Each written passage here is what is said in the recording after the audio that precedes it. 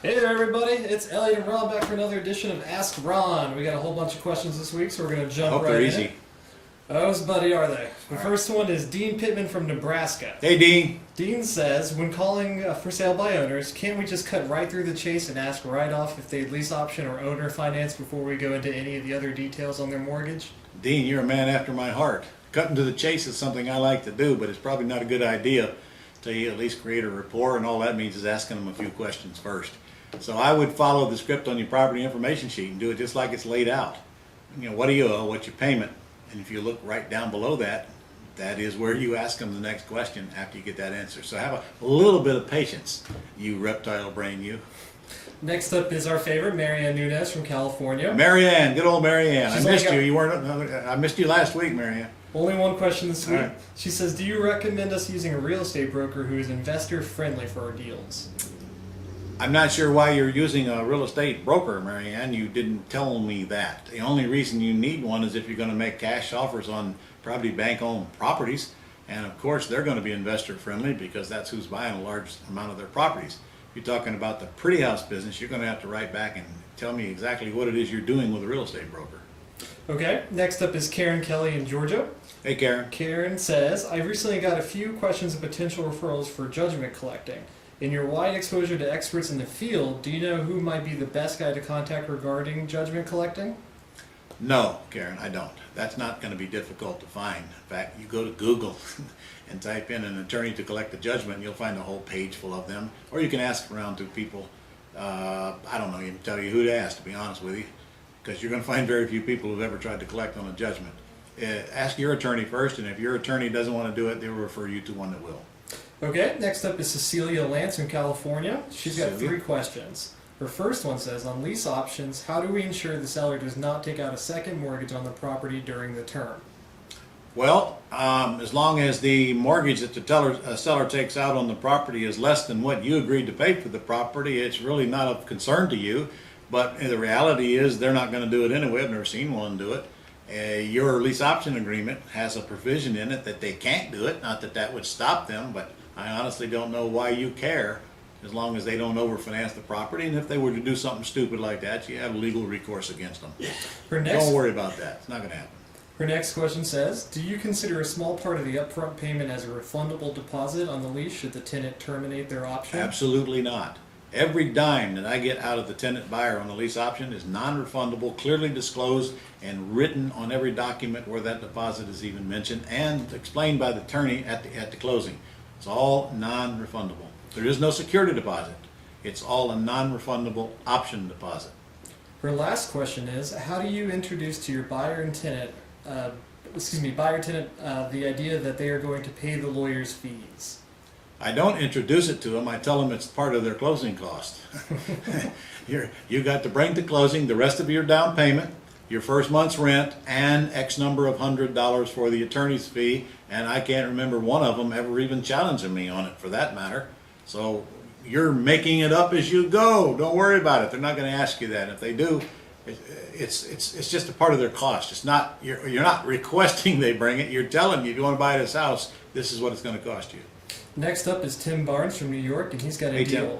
He says, I have a prospect property in Texas. The owner is willing to do terms, and he is asking $625,000 for a 3-year lease with payments of $38,000 monthly. Half of $3,800, I hope. Yes, $3,800. Okay. Sorry. Half of the monthly payment is credited towards the sales price. The Zillow value is $523,000, and the rent estimate is about $2,500 a month. The seller has no down payment requirements. Okay. This seems like an axe deal, if anything, but I know Texas has some special rules. What's your recommendation? Well, my recommendation is to fix the deal. For one thing, your payment is way, way too high. The market will not bear it. You need to do a little bit more work on the value. I'm not sure you're giving me good comps just because there's one house on there that says 5.25 on Zillow doesn't really tell me you've done a good job of giving me a real market value. So there's an awful lot of questions that I need answers to before I could comment.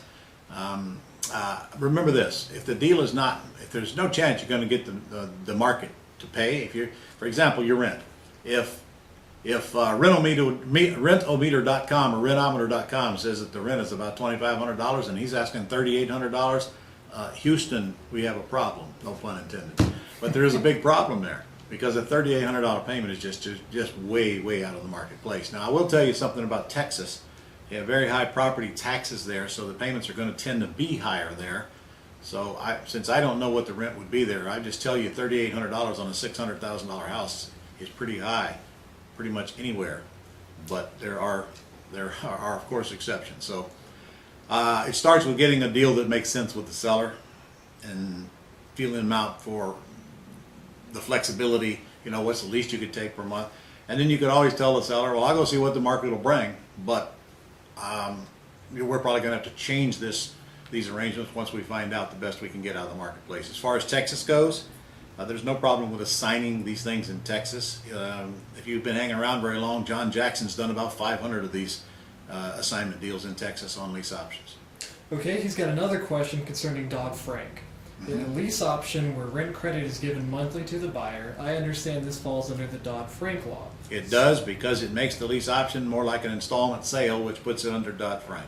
So does the 120-day rule of foreclosure apply also, or can you still do an eviction? It only applies if you're not exempt. If you're exempt, the 120-day rule does not apply, and you're exempt if you're not doing more than 3 deals per year in any one entity. All right, he's got one more question on Dodd-Frank. Okay. Says, in your special report about the upcoming Big Money Big Chunks event, you presented deals with balloons of 5 years with interest only, no down payment. I thought balloon payments and negative amortization were prohibited in Dodd-Frank. What's the deal? Well, unless you're exempt, okay? And if I sell a house with owner financing and it's got a balloon in it, I'm going to make sure that an entity sells to an entity. And if you will look at Dodd-Frank, that is an exempt transaction under the law, the way I dictate it. Remember, I'm not an attorney. I'm not an attorney spokesperson. You shouldn't believe anything I tell you concerning a legal matter. That's my disclosure. Go see your attorney for that answer. Well, we got one more attorney question from Camille Davis in Texas, also about Dodd-Frank. Stop me if you answered it. Is there any attorney jokes on here anyway? I wish. I was told that if I own or finance to someone with bad credit, the buyer could come back and sue me for predatory lending under Dodd-Frank rules. I was also told that if I'm doing any subject to deals that I'm violating Dodd-Frank as well. I've already done multiple subject to deals and I'm about to close another owner finance. All right, let me stop. First of all, Dodd-Frank says that you should check their credit, but there's absolutely no parameters by which that you cannot put them in the house. Here's the reality of it. You must do enough due diligence on your buyer to where it is reasonable to believe that they can make the payments. And if you've done that, that's all you need to do to comply with Dodd-Frank. There is no specific credit rating that they must have. There's no specific debt ratio. Even though they refer to debt ratios, they don't say you must have these to comply. So because you put somebody in the house with bad credit is not a problem with Dodd-Frank unless it is clear that you are taking advantage of them and setting them up to failure. Which honestly, I don't know why anybody puts somebody in a house that it's clear that they're not going to pay anyway. So that answers that one. What was the next one? Subject to? Subject to has nothing to do with Dodd-Frank. There is no owner financing involved, therefore it has nothing to do with Dodd-Frank as far as you're concerned. Don't forget, guys, we got a Dodd-Frank webinar online you can always purchase if you want to find a little bit more out about Dodd-Frank. But our next question comes from Bruce McAdams in Georgia. Hey, Bruce. He says, we have several sellers that have tenants under lease. What is the best way to get the house under contract and get it sold? Tenants under lease. You mean the seller wants to sell, but there's a tenant that has a lease on the property, correct? That doesn't stop you from getting an option or a purchase and sale agreement on it, but it does mean you have to deal with the tenant. As long as that tenant doesn't have an option to buy, then you can get that option to buy. If they do have an option to buy, then you can't just ignore that contract and go around them. You've got to deal with that. So the way I heard this is there's a tenant in the house and the seller wants to sell it to you. There's nothing stopping you from buying it. Okay, the last question this week is from Debbie in South Carolina. Okay. Debbie says, if I'm selling a property that is in a land trust and my LLC is the trustee, and my husband and I are the beneficiaries and also the owners of the LLC, is that a conflict? No. Your LLC can be the trustee, and you and your husband can be the beneficiaries and the owners of the LLC, because the LLC is not you. It is not your alter ego. It's a totally different entity, regardless of who the owners are. It is true the trustee and the beneficiary can't be the same, but they are not the same in this case. All right, Ron, that's all the questions we got for you this week. Gee, I thought they'd never end. Okay. Guys, I'm going to say it again, and I'm telling you right now, I'm going to keep saying it till you get registered at the convention, because I just checked and your name is not on the registration list. You better get there and register right now. I don't even know if you can get a hotel anymore, to tell you the truth. I think the embassy's probably full. If it isn't, it's darn close. Go to RES 2014 and get registered right now. I'm going to be looking for you. In fact, I'm going to check your name next week. If you're not registered, you're going to get a nasty letter from me. Get to it right now. See you next week.